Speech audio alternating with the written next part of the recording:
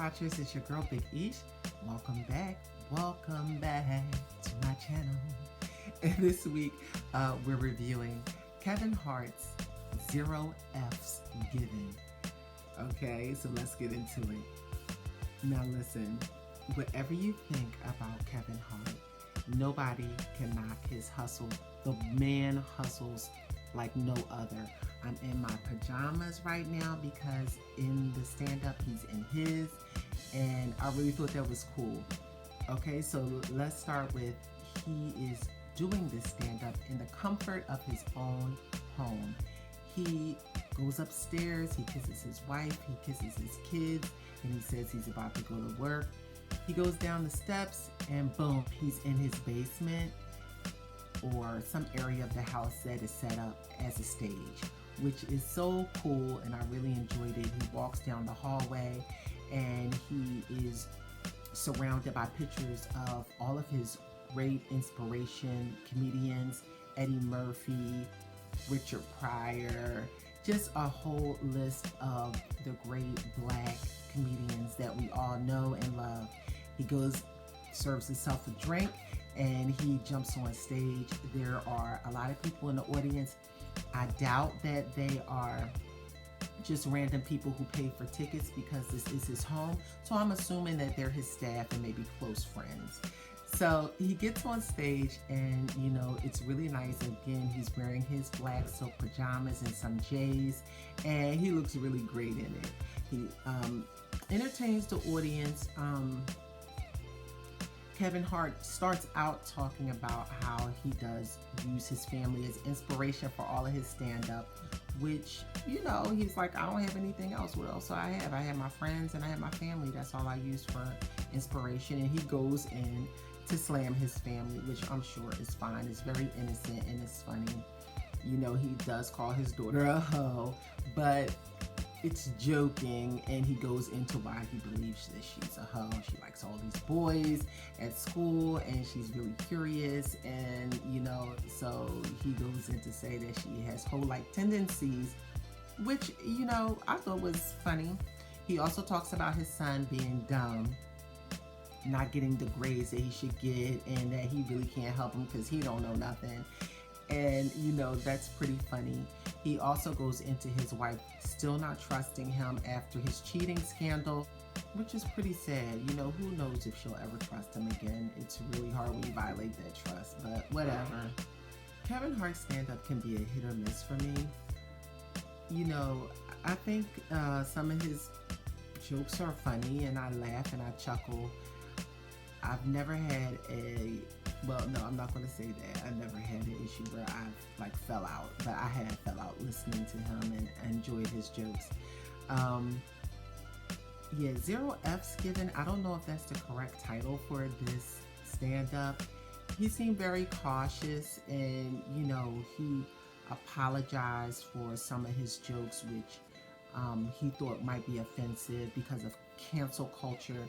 I didn't like that. You know, I don't like that. You gotta own it. Like Dave Chappelle. Dave Chappelle offends everybody. He gives 0 F's, and you know, the next day everybody is talking about how he just offends people left and right, and guess what? He never addresses it, and he never apologizes.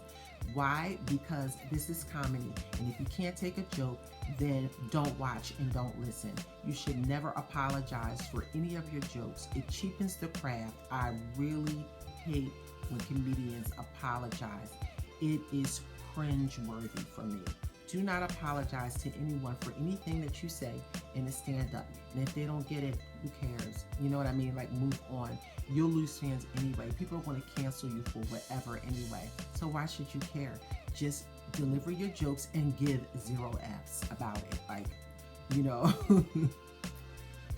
Anyway, you guys are going to watch it because it's Kevin Hart. It's a part 2 that's coming out shortly. But, you know, I enjoyed it. You know, I'm not going to say that I fell over laughing or dying. It was something to watch. Again, we're on quarantine, and what else is there out there? Not much. Netflix is paying people left and right. They got a big old bag, and all these comedians are going to get it. Kevin Hart was smart enough to get it from his own home, have a couple of friends over, drink and kiki, and tell a joke. Now, the takeaway from this stand-up is BOP. BOP stands for Brick Oven Pizza. Kevin is a storyteller. He tells a magnificent story. You're always roped in when he starts his story.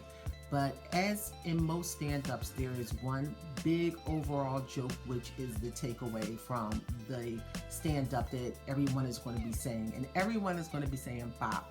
Me and my husband was saying bop in the car the other day. And, you know, it was funny. I enjoyed it. It wasn't a big laugh, but, you know, it made us chuckle. We thought it was funny, and it starts off about a party that he went to at Jerry Seinfeld's house, and you know, he served brick oven pizza, and his party goers and friends were amazed, and they just loved it, and they all chanted bop bop bop bop bop bop. And you know, I thought it was funny. You know, I enjoyed it. I laughed, I chuckled, and you will too. Listen, not much going on right now. You should watch the stand-up. You know, support our boy. It wasn't hilarious. You know, you're not going to slap a knee. You're not going to pee your pants. But you will chuckle at certain things. And I'm going to watch part 2. It's Kevin Hart. He's my Philly homeboy. You know, I got to support him. I love him. I do think he's more of a actor. I love him as a comedic actor than I do in stand-up. But I know that stand-up is his first love. And with most comedians, this is where they thrive and this is their realm. Now, some do it better than others, of course, but nobody can deny that Kevin Hart does have spunk. He is funny and he delivers, you know what I mean? Like, it wasn't great, but you'll enjoy it.